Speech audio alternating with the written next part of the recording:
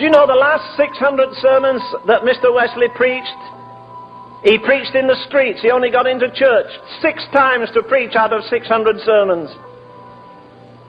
A friend of mine has a beautiful lithograph, an old picture I would like very much. And it shows a man with a butcher's cleaver standing before Wesley going to split his head. It shows a man with a pitchfork behind him. It shows a man in a tree with a trumpet blasting. They didn't want to hear him. He had to stand on his father's tomb to preach.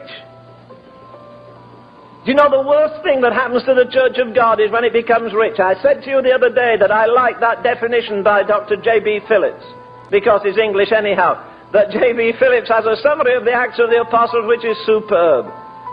He sees the whole of the Acts of the Apostles throbbing with life. Why? Because the love of God was shed abroad in their hearts. And J.B. Phillips sums up the early church in the Acts of the Apostles like this. He says, this is the church of Jesus Christ before it became fat and short of breath by prosperity. This is the church of Jesus Christ before it became muscle-bound by over-organization.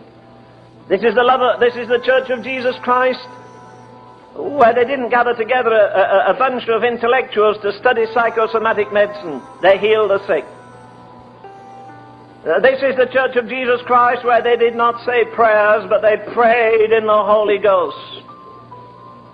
No wonder they were an embarrassment to government. No wonder they turned the world upside down.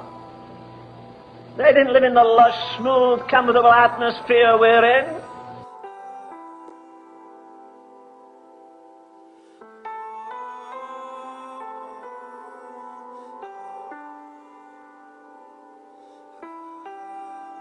And he said he'd just been in a church, he told me. It was a cold, wintry night. We had a pretty cold winter last winter.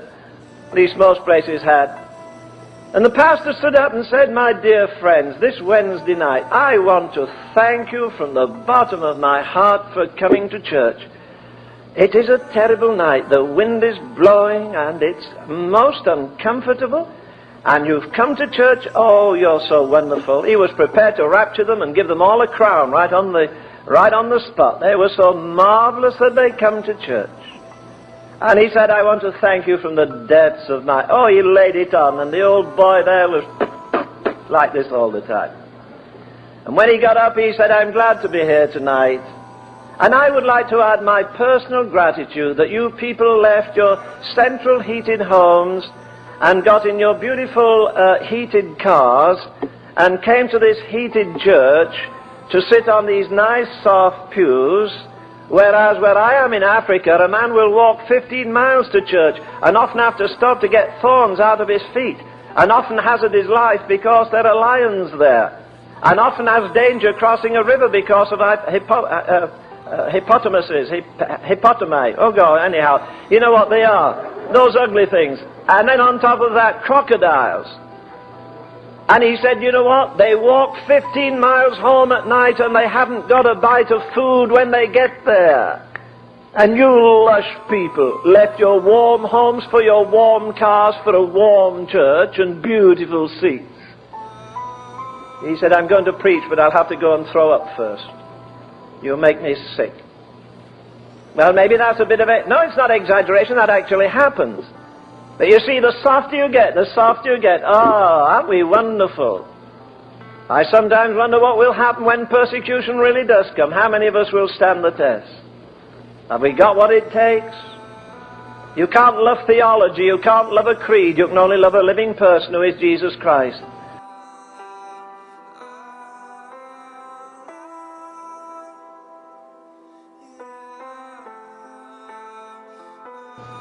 The thing that let this man bare his back to the smiters, hang on a piece of wood in the Mediterranean for 36 hours, in weariness, in fastings, in painfulness, in tribulation, in distress, in famine, in peril, in nakedness, in sword, in perils of the deep, in perils of mine own countrymen, go on.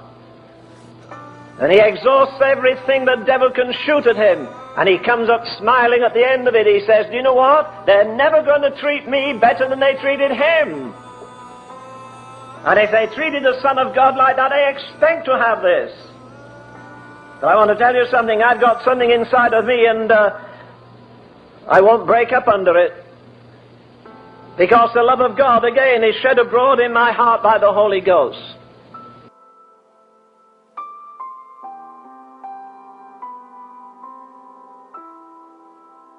Choosing rather to suffer affliction. Come on, you idiot. Sit down and count the cost. Choosing rather to suffer affliction with the children of God than to enjoy the pleasures of sin. Come on. I remember the first time I was in an alliance meeting and they sang a hymn, "To be like Jesus." Oh, I want to be like Jesus. And immediately I thought, do you? Do you really? Do you want 40 days in the wilderness with the devil? Do you want to be considered mad by your relatives? Would you really like a Judas in your life? Would you like a Thomas in your life that would doubt you? Do we want to be like him? He was the master of a situation like this. His strength is made perfect in weakness. Somebody slapped him on the jaw. He could have breathed on him and shrunk him like a fly, dying. He never exercised his authority for his own defense or his own success. You men that have beards, somebody plucked your jaw and grabbed that and pulled the flesh out, you'd jump. They did that to him. Somebody got a mouthful of phlegm and spit in his face or in his eye. Doesn't do a thing. Come on, you idiot. Sit down and count the cost.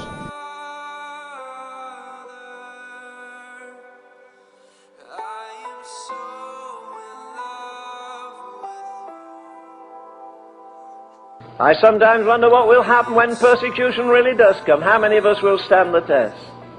Have we got what it takes? You can't love theology, you can't love a creed, you can only love a living person who is Jesus Christ.